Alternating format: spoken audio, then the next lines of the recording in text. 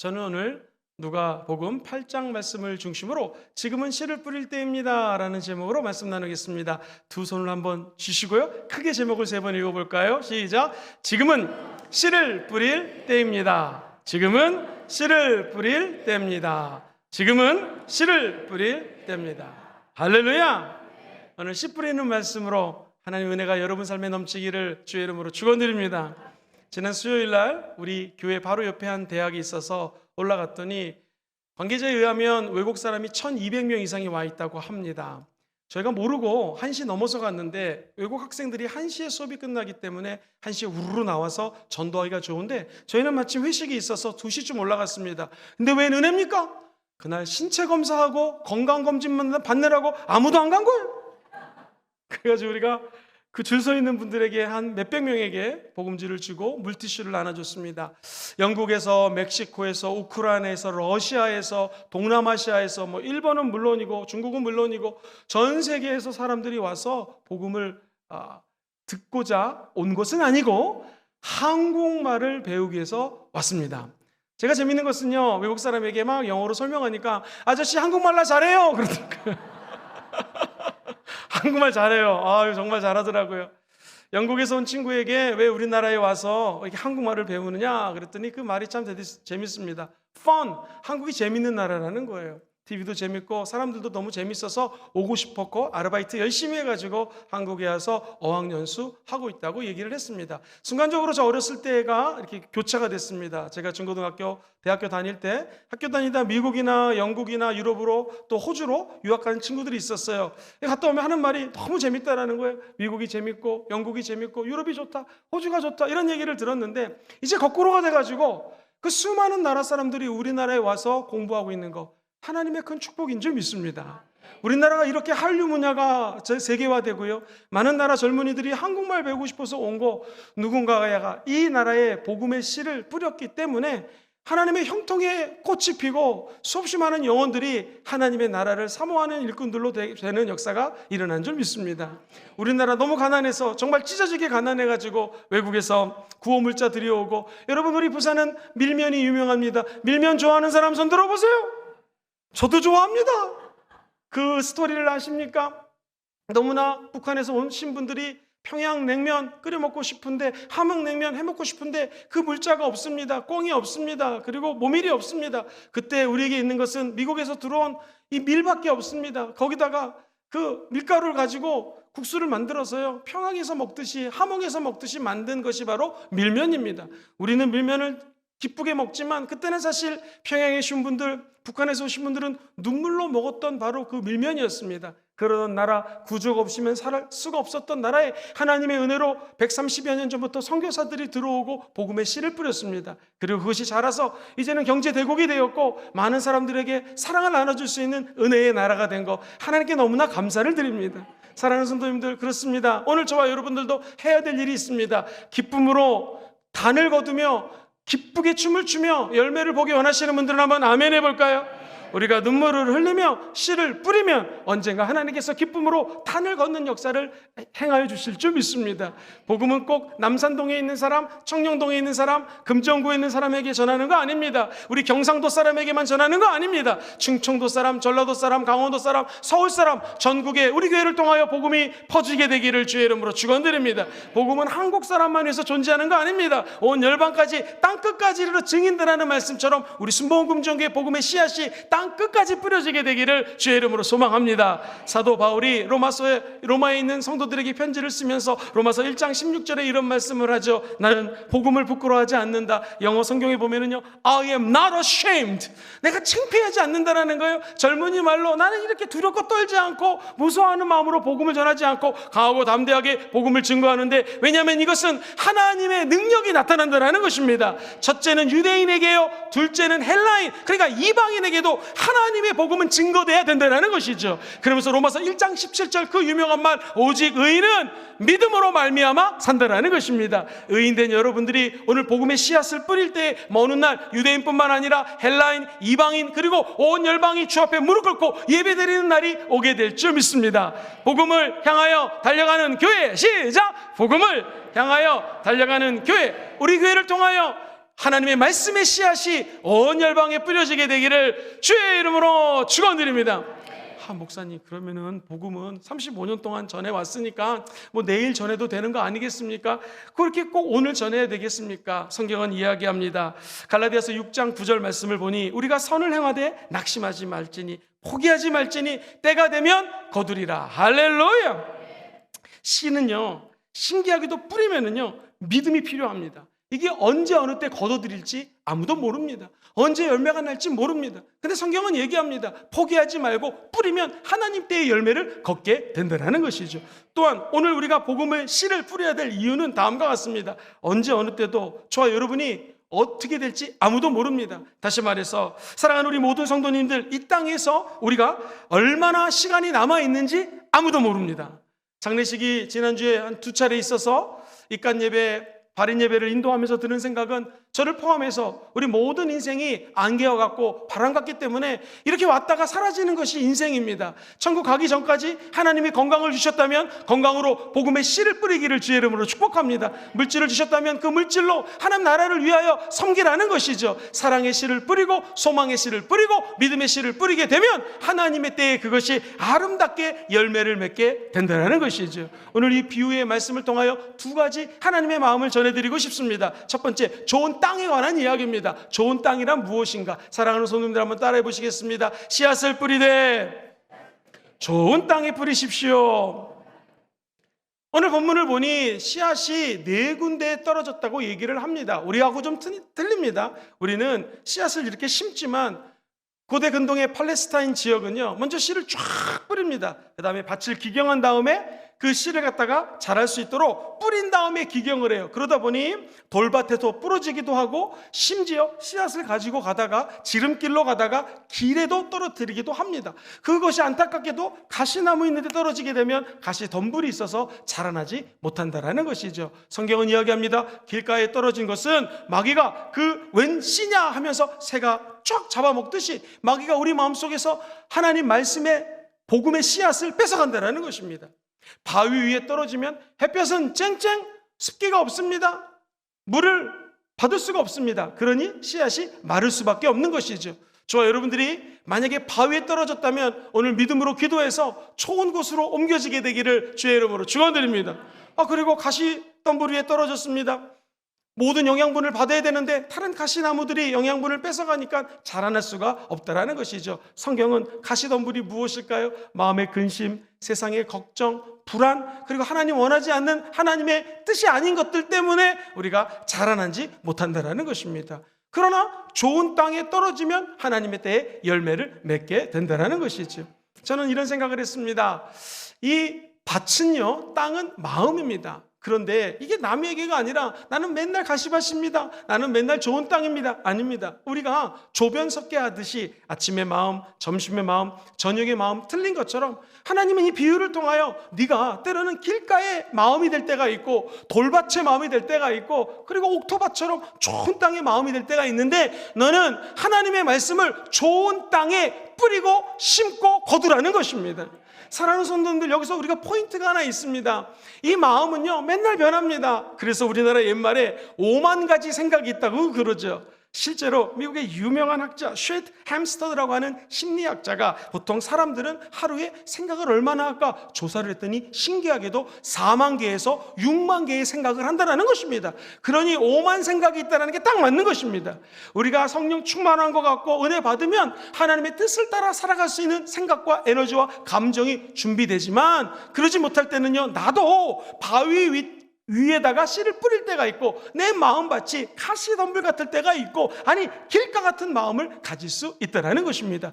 누가 길가에 떨어져 있는 씨를 주워다가 다시 좋은 밭으로 옮길 수 있겠습니까? 농부입니다. 농부는 하나님이십니다. 오늘 바라기는 하나님이 저와 여러분들의 길가의 마음을 좋은 땅으로 옮기게 되기를 주의 이름으로 축원드립니다. 이사야 선지자는 내가 너를 지명하여 불렀나니 너는 내 것이라. 주님이 부른 여러분들을 하나님이 콕 찍어서 순복음 금정교에 심은 줄 믿습니다. 이 좋은 밭에 심겨졌으니 이제 말씀을 통하여 기도를 통하여 찬양을 통하여 무럭무럭 자라나시게 되기를 주의 이름으로 축원드립니다.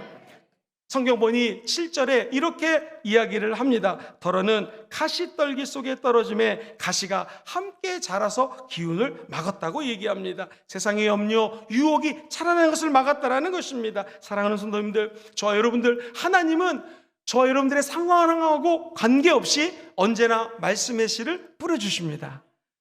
저 여러분들이 슬플 때, 기쁠 때, 눈물을 흘릴 때 상관없이 말씀의 씨앗은 하늘에서 떨어지는 것입니다. 우리가 믿음으로 받으면 세상의 염려가 떠나가고 하나님 안에서 무럭무럭 자라나게 될 줄 믿습니다.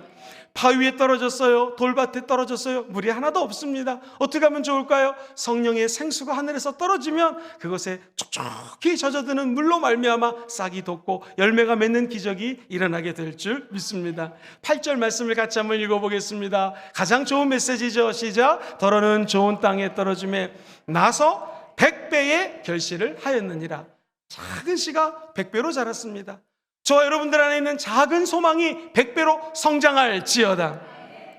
우리 남편은 안 변해요? 아니요. 소망의 씨, 말씀의 씨가 남편 마음속에 심어주면 남편이 변화되는 날이 올 것입니다.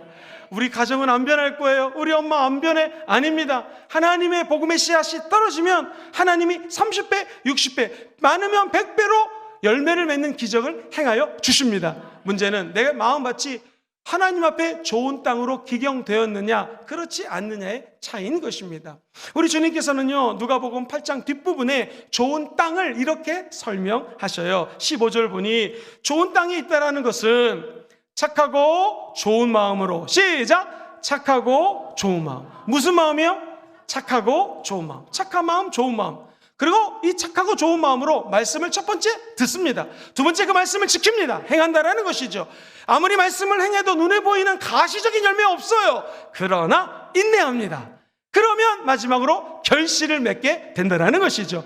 저와 여러분들이 착하고 좋은 마음으로 변화될지어다. 착한 마음이라는 것은 헬라어 원뜻은요, 욕심이 없는 순수한 마음이에요. 잘못 들으면 너무 착해서 난 욕심이 없습니다, 이런 마음 같은데 이게 아닙니다. 세상에 많은 것들이 있지만 세상 욕심 다 버리고 순수함을 지킨다라는 것입니다. 그래서 선하고 유익한 것을 얻으려면, 즉 좋은 마음 지키려면은요, 다른 것은 포기해버리는 거예요. 그리고 하나님이 주시는 좋은 마음만 갖겠습니다 라고 결심하는 것, 이게 착한 마음입니다. 옆 사람하고 인사하겠습니다. 어쩜 이렇게 마음이 착해 보이십니까? 시작. 어쩜 이렇게 마음이 착해 보이십니까? 이 말은 욕심이 없고 순수하지만 그가 하나님 원치 않는 모든 것들은 다 포기해버리고 하나님의 말씀에 초점 맞춘다라는 것입니다.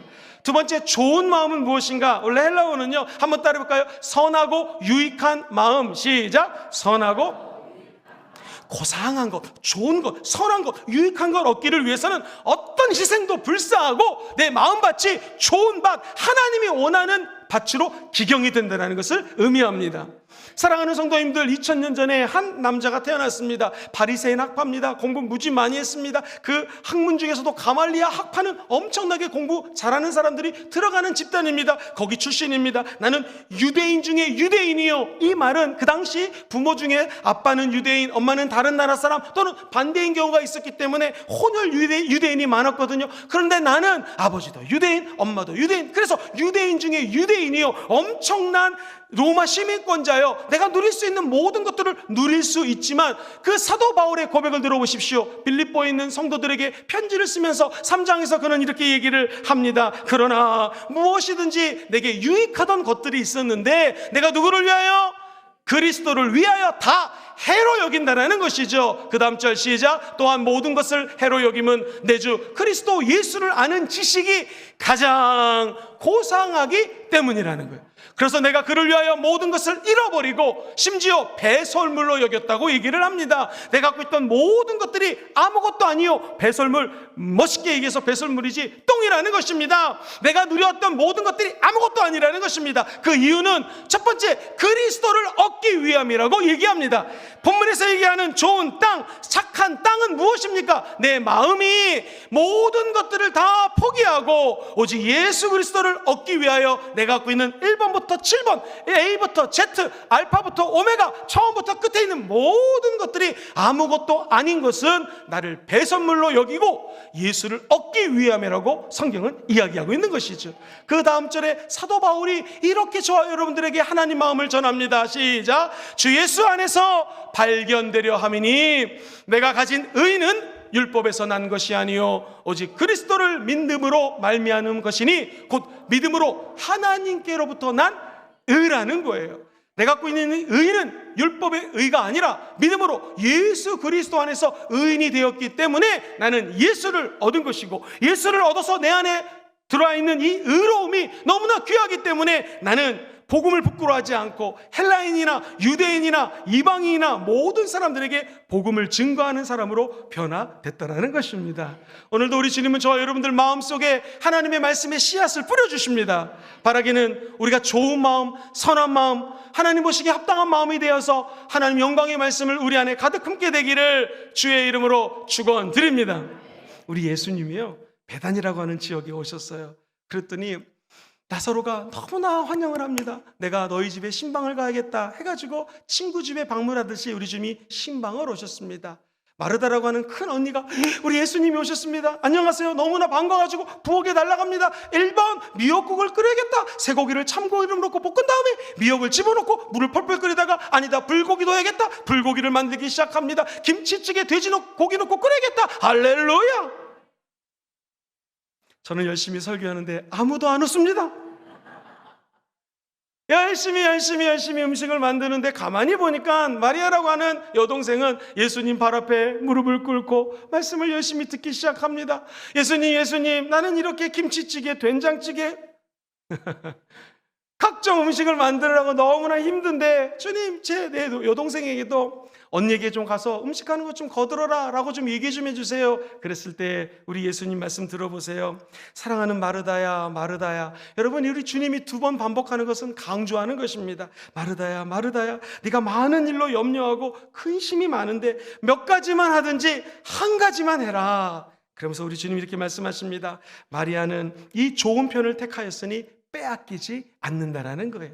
신랑을 뺏기지 않는다라는 것입니다. 믿음 뺏기지 않는다라는 거예요. 소망 뺏기지 않는다라는 것입니다. 여러분, 한 가지만이라도 족합니다. 몇 가지만이라도 족합니다. 다 할 수 없습니다. 우리가 가장 우선순위 둬야 될 것은 아버지의 말씀의 씨를 받는 것입니다. 예수의 음성에 귀를 기울이는 것입니다. 믿음은 들음에서 나고 들음은 그리스도의 말씀으로 나온다라는 거 기억하시기를 주의 이름으로 축원드립니다. 세상에 허다한 일들이 많습니다. 근데 이 모든 것들은 부업입니다. 저와 여러분들의 진짜 전업은 무엇인가, 진짜 직업은 무엇인가, 복음의 씨를 뿌리는 것입니다. 이것이 주업입니다. 사랑하는 성도님들, 기억하십시오. 결국에 오늘 비유의 말씀을 가만히 보면 땅의 비유 문제라는 것입니다. 땅의 비유입니다. 씨 뿌리는 자가 문제가 아닙니다. 생각해 보세요.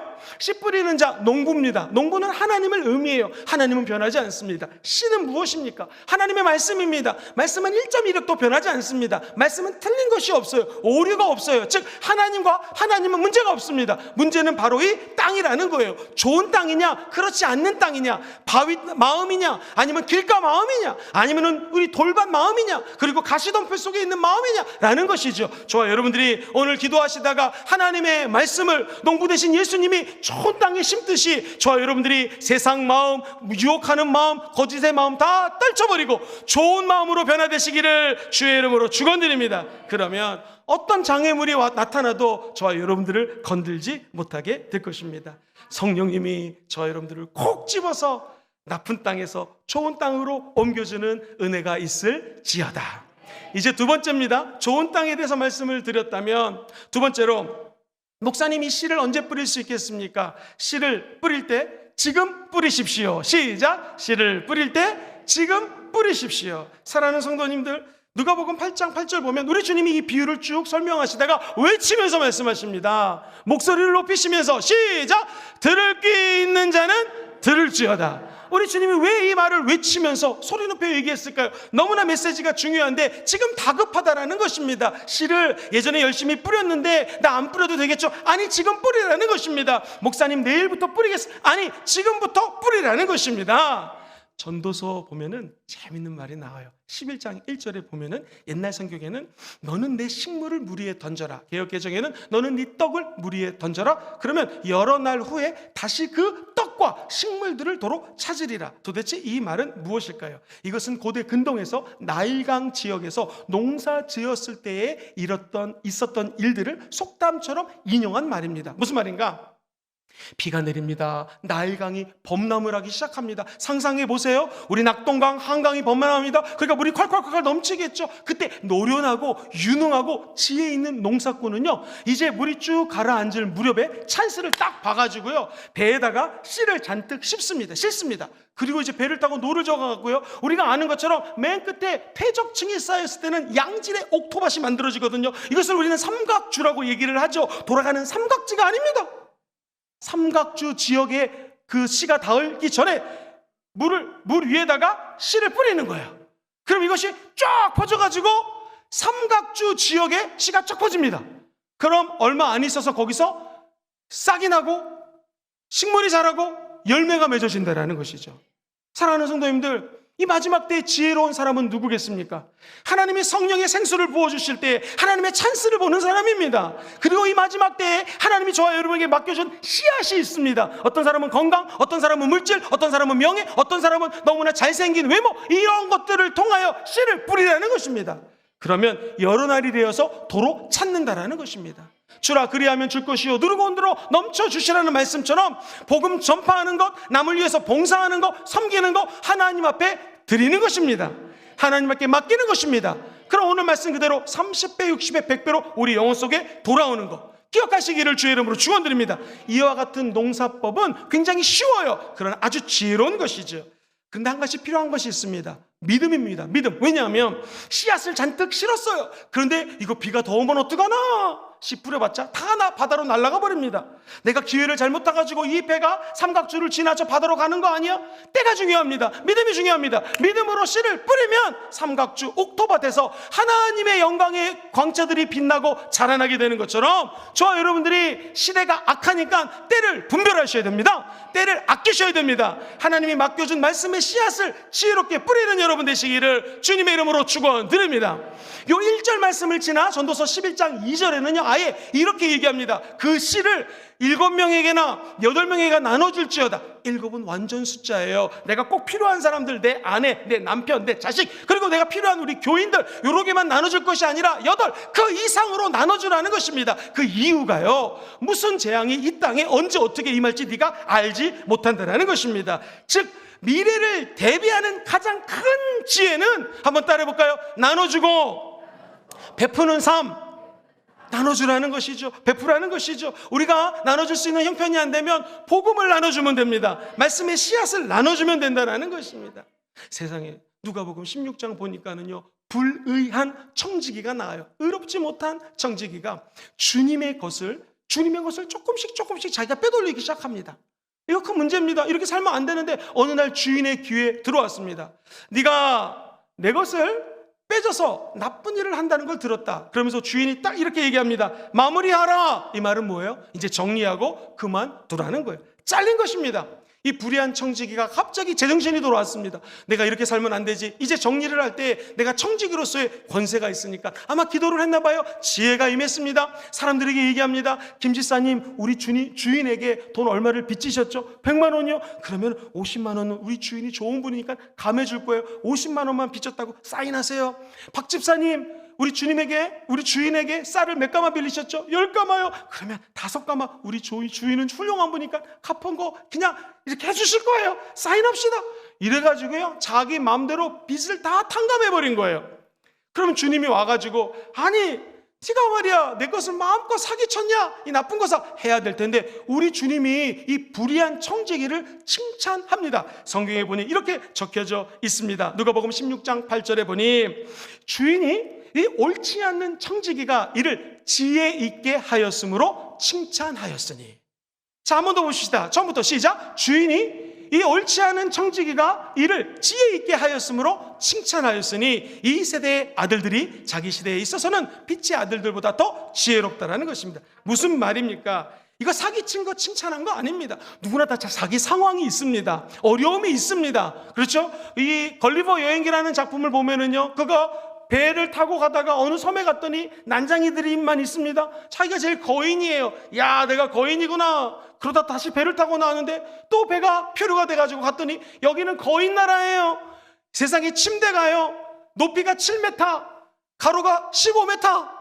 자기는 완전히 거긴 난장입니다. 거인들이 날 갖고 놉니다. 우리가 이렇다라는 거예요. 어쩔 때는 내 마음이 옥토밭이 될 때도 있지만 내 마음이 길가 마음이 되어서 아버지 내가 너무나 힘이 듭니다. 위축이 되고 열등감이 있고 삶이 우울증으로 다가올 때가 있습니다. 어쩔 때는 다른 사람들보다 교만해가지고 아하, 내가 저 사람보다 낫지, 내가 거인이야, 이럴 때가 있다는 것입니다. 그런데 지혜로운 사람은 무엇입니까? 비교하지 않고 미래를 위해서 지혜롭게 대처하는 사람. 시작! 미래를 위해서 지혜롭게 대처하는 사람이 바로 이 불의한 청지기이기 때문에 우리 주님이 칭찬을 하신 것입니다.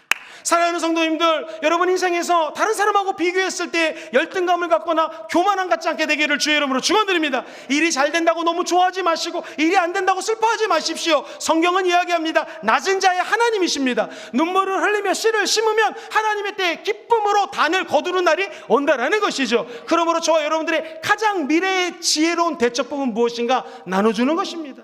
섬기는 것입니다. 사도행전 9장에 보면은요, 욥바라는 지역이에요. 다비다라고 하는 여자 하나님의 제자가 나옵니다. 이분이 얼마나 믿음이 좋은 집사님이었는지 힘들고 어려운 사람을 찾아갑니다. 장례식이 나면 다 가서 인사합니다. 결혼식 다 참석합니다. 시간, 돈 들여 주변 사람들을 섬기는 하나님의 위대한 딸이었습니다. 안타깝게 이 다비다가 죽습니다. 그랬더니 주변에 있던 과부들이 다비다한테 수없이 많은 은혜를 받은 사람들이에요. 우리 주의 종이 어디 계십니까? 베드로 사도님, 우리가 사랑하는 다비다가 이렇게 죽었습니다. 모든 사람들이 애끓는 마음으로 베드로에게 요청합니다. 베드로가 아마 기도를 많이 했을 것입니다. 하늘문을 열어주시고 이 생명을 살려달라고, 다비다야 일어나라 했더니 살아났습니다. 사랑하는 성도님들, 우리들도 죽음 앞에 서게 되는 날이 올 것입니다. 인생의 재앙 앞에 설 수도 있습니다. 코비드19보다도 더 어려운 문제가 우리 앞에 다가올 수도 있습니다. 그러나 평상시에 섬기고 나누고 다른 사람을 위해서 살았던 사람에게는 두려워할 것이 없습니다. 왜냐하면 그 자는 지혜로운 사람이요, 옥토밭에 씨를 뿌린 사람이기 때문에 하나님의 은혜와 은총이 그 영혼 속에 깃들게 될 줄 믿습니다. 한 사람이 있었는데 이방인입니다. 유대인이 아니에요. 그는 군인입니다. 많은 사람들을 위해 구제했습니다. 섬기고 나눠줬습니다. 그리고 그가 기도를 열심히 했습니다. 나중에 우리 하나님이 너의 기도와 구제가 내 귀에 들렸고 내게 응답되었다고 말씀하십니다. 여러분, 하나님으로부터 기도응답 받기 원하시면 아멘 해볼까요? 하나님은 우리의 기도를 들으시고 우리의 섬김, 나눔을 보신다는 것입니다. 우리가 정말로 능력이 있어서 많이 나눠주고 싶지만 우리는 그런 힘이 없습니다. 능력이 없습니다. 그러나 한 가지 있습니다. 저와 여러분들은 주님 맡겨주신 말씀의 씨앗이 있습니다. 이 말씀을 뿌리십시오. 그러면 여러 날이 못 돼서 다시 되찾게 될 것입니다. 완벽하게 내가 원하는 사람에게만 뿌리지도 마시고 전혀 엉뚱한 사람에게도 말씀의 은혜를 나눠보십시오. 그러면 하나님이 놀라운 은혜로 저와 여러분들의 앞길을 조명해 주실 것입니다. 사랑하는 성도님들, 평소 나눠주고 베푸는 삶을 살면은 재앙의 날이 와도 끄떡이 없습니다. 걱정이 없습니다. 우리가 해야 될 일, 복음의 씨앗을 뿌리십시오. 언제? 지금 뿌리시게 되기를 주의 이름으로 축원드립니다. 며칠 전에 신방을 갔더니요, 그 교구 식구들이 간증을 하는 거예요. 목사님, 우리 교회 몇십 년 다녔습니다. 이런 분들은 제가 진심으로 박수를 쳐드리고 싶었습니다. 왜냐하면 사람이 한 교회에서 20년 넘게 다닌다는 것은 비가 오나 눈이 오나 바람이 부나 씨앗이 심겨졌고 뿌리가 내려졌고 그 열매가 있다는 것이죠.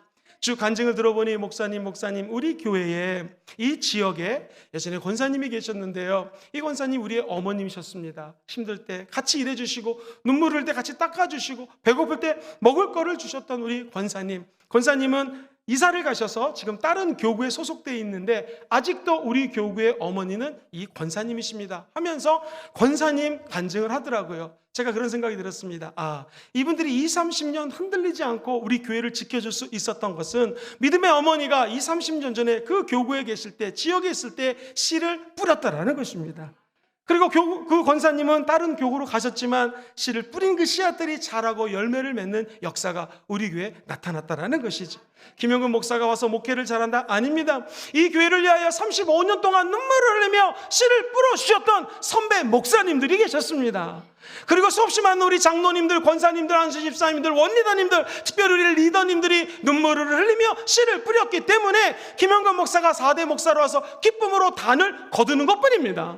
우리 교회가 조금 잘 된다고, 조금 하나님의 사람들이 모인다고 교만할 필요 하나도 없습니다. 누군가 씨를 심었기 때문에 거둬나가는 것이죠. 그렇다면 우리 순복음 금정교회가 천년의 부흥을 주도하는 교회가 되기를 주의 이름으로 축원합니다. 어떻게 해야 되겠습니까? 저와 여러분들이 이곳에서 심으셔야 됩니다. 뿌려야 됩니다. 성경은 심는 대로 거둔다고 말씀하셨습니다. 여러분 오해하지 마세요. 뿌리고 심는다고 헌금하라는 거 아닙니다. 여러분 젊습니까? 젊음을 심으십시오. 시간이 있으십니까? 시간을 심으십시오. 열정이 있다면 그 열정을 하나님의 밭에 심으시게 되기를 주의 이름으로 축원드립니다. 이렇게 심고 들이다 보면 우리의 마음이 좋은 땅, 선한 땅, 옥토밭이 되는 것이지 처음부터 선한 땅이 되는 것이 아니라는 것이죠. 이 땅에 살면서 하나님이 오실 날이 다가오고 있습니다. 우리 신랑 되신 예수님이 오실 것입니다. 우리가 해야 될 일인 것은 믿음으로 씨를 뿌리는 것이에요.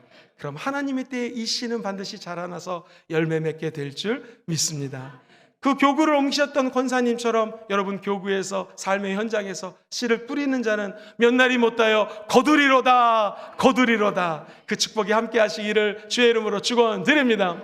오늘 말씀을 정리합니다. 이것은 씨 뿌린 자의 비유기도 하지만 사실 좋은 땅에 대한 비유였습니다. 그래서 저와 여러분들이 씨를 뿌릴 때 우리의 마음밭이 좋은 땅이 되시기를 주의 이름으로 축원드립니다. 우리는 힘이 없지만 오직 성령이 저와 여러분들을 좋은 땅으로 옮겨주시고 심어주시고 열매 맺게 해 주실 것입니다. 두 번째, 씨를 뿌릴 때 오늘 지금 이곳에서 뿌리시기를 주의 이름으로 축원드립니다. 그때 하나님께서는 수고하고 무거운 짐이 많았는데 네가 씨를 뿌리느라고 고생했다. 나에게로 와라. 내가 너를 안식하게 하리라. 너의 모든 무거운 짐들을 다 내려놓고 나와 멍에를 끼우면 내가 너의 길을 지도할 것이다.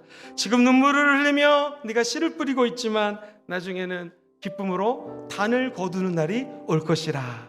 씨 뿌리는 자의 비유가 우리 삶에 적용이 되어서 당장 예배 끝나고 집으로 가시는 삶의 현장에서 씨를 뿌리시게 되기를 주의 이름으로 축원드립니다.